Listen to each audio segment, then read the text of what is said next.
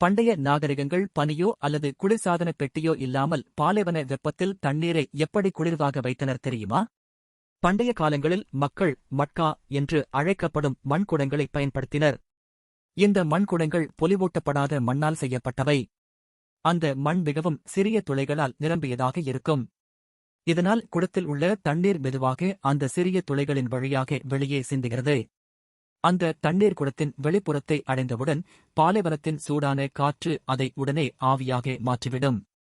ஆவியாகும் செயலுக்கு சக்தி தேவைப்படுகிறது.